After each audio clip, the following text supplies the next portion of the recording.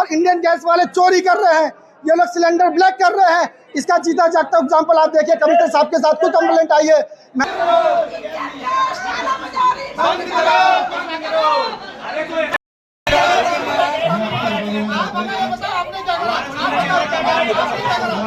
Mayor साहब ने vote मांगा था, गली गली जाके अपनी सभा करी थी।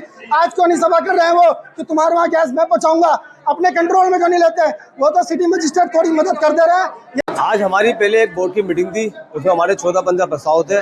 बोर्ड की मीटिंग शुरू होने से पहले ही सारे पार्षदों की एक ही डिमांड थी, गैस को लेकर। थोड़ा सा देख लीजिए कि 60 के 60 पार्षद आने को वहाँ तैयार थे आपके पास, तो मैंने कहा नहीं मैं भाई साहब से मैं खुद बात कर लेता हूँ एक बार। और बड़े शांतिपूर्वक, बड़ी सफलतापूर्वक आज की बोर्ड बैठक संपन्न हुई है। देखिए, हम कोई समस्या लेके नहीं आए। हमने जब चुनाव लड़ा था, अपनी क्षेत्र की जनता से कहा था तुम्हारे सुख में और दुख में सबसे पहले हम खड़े रहेंगे। आज जब वो परेशान है गैस के लिए, घर की माँ बहनें गैस के लिए लाइन में लग रही है और इंडियन गैस वाले चोरी कर रहे हैं, ये लोग सिलेंडर ब्लैक कर रहे हैं। इसका जीता जागता एग्जाम्पल आप देखिए, कमिश्नर साहब के साथ कोई कंप्लेंट आई है। मैंने उन्हें कितनी बार बताया, कल 2,500 रुपए का सिलेंडर बेचा गया है, परसों 4,000 का सिलेंडर बेचा गया है। इनके ऊपर कार्रवाई नहीं हो रही है। क्या कोई भी गैस का संकट नहीं है? जिला प्रशासन ने पूरी समस्या संभाल रखी है, सिर्फ इंडियन गैस वाले कर रहे हैं। इनका टेंडर निरस्त होना चाहिए, एक मांग है। अगर इन्होंने जल्द नहीं करा तो हमें मजबूरन, मैं आपके चाहने के माध्यम से कहता हूँ, चोर है, चोर दलाल है इंडियन गैस वाला, पर्ची चोर है, गरीब जनता की पर्चियां बेच रहा है, वो काला बाजारी कर रहा है इंडियन गैस वाला।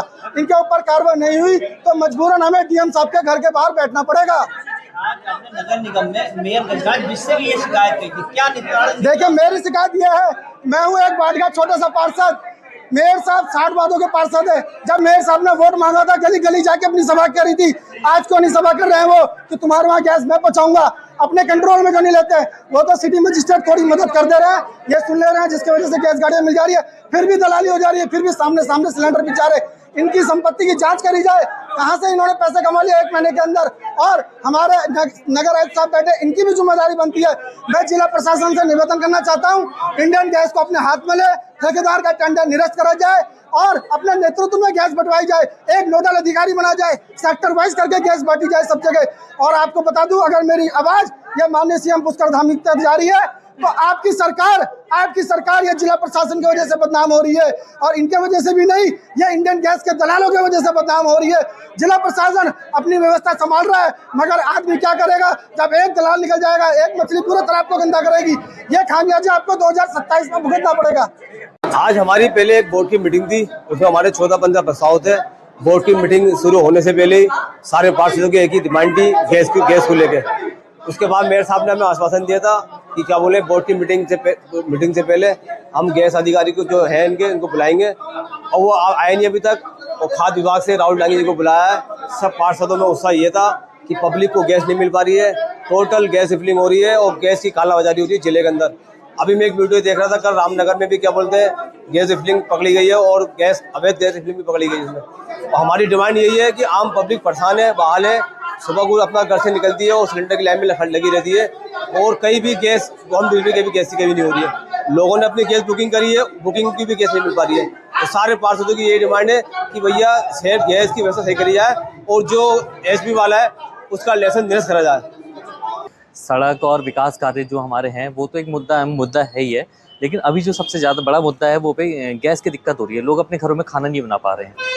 हमारे क्षेत्र के लोग हमारे पास आ रहे हैं कि कई दिन 8 तारीख से जिसके गैस बुक है अभी तक उनके यहाँ सिलेंडर नहीं पहुँच पा रहे। तो एक बहुत बड़ा मुद्दा तो है, क्योंकि सबसे पहले हमारे लिए एक भोजन है और वही नहीं उपलब्ध हो पाएगा, तो इसकी एक बहुत बड़ी समस्या यहाँ पे चल रही है। तो आज इसीलिए नगर निगम में यहाँ पे अभी जो हमारे डीएसओ हैं या फिर जो खाद्य वो है गैस पूर्ति अधिकारी, वो भी यहाँ पे आए हुए थे। लेकिन अभी मेयर साहब ने कह तो दिया है कि 3 दिन के अंदर समस्या का समाधान होगा। 3 दिन में अगर कार्रवाई नहीं होगी तो उसके बाद मेयर साहब ने भी कह रखा है कि मैं भी आपके साथ है, सारे समस्त पार्षदों के साथ मिलकर, क्योंकि क्षेत्र में बड़ा आक्रोश हो रहा है जनप्रतिनिधियों के खिलाफ भी कि वो इसमें कुछ कर नहीं रहे। लेकिन हम लगातार इसमें लगे हुए हैं, गैस के अधिकारियों से, एजेंसी से बात कर रहे हैं, लेकिन दिक्कतें आ रही हैं इसमें। तो 3 दिन बाद अगर कार्रवाई पूरी नहीं होती है तो हम सभी लोग मेयर साहब के साथ साथ सभी पार्षद वहाँ पे धरने में बैठने वाले हैं गैस पूर्ति अधिकारी के यहाँ पे।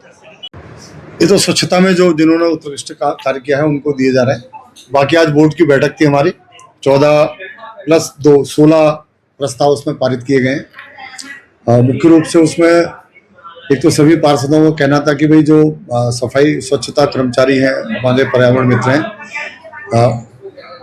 उनसे ठीक ठाक बात करके और ठीक काम हो सके। तो उसके लिए भी हमने बातचीत की। उनका प्रस्ताव था कि हमारी एनओसी लेकर ही उनको उनसे बातचीत की जाए, तो वो भी प्रस्तावित पारित हुआ है। बाकी जो हमारी निगम की दुकानें हैं उनका किराया बढ़ाने वृद्धि की भी चर्चा हुई है, वो हुई है। यूजर चार्ज बढ़ाने की भी, जो घर घर से हम कूड़ा इकट्ठा करते हैं उसको भी बढ़ाने की बात हुई है। ये सभी प्रस्ताव उसमें पारित हुए और भी सारे प्रस्ताव हैं, वो सारे 14 लगभग प्रस्ताव हैं। यदि आप कहेंगे तो मैं पढ़ दूंगा। ये सारे प्रस्ताव पारित हुए हैं और बड़े शांतिपूर्वक, बड़ी सफलतापूर्वक आज की बोर्ड बैठक संपन्न हुई है। एक विषय गैस का भी आया था, जिसके लिए हमने दोनों हमारे जो नोडल अधिकारी डांगी जी और जो यहाँ के इंचार्ज हैं इंडियन के, उनके खाती जी को भी बुलाया था। तो हमने उनसे कहा है कि 3 दिन में उस चीज़ों को ठीक करें। मैं समझता हूँ कि हल्द्वानी के अंदर केवल एक इंडियन गैस ही है, जो सरस मार्केट वाला जो ऑफिस है उसी की थोड़ी गड़बड़ियाँ पाई जा रही है। तो उसी को हमने डीएम साहब को भी कहा है और उनको भी कहा है। तो लगभग 183 करोड़ का बजट पास हुआ है।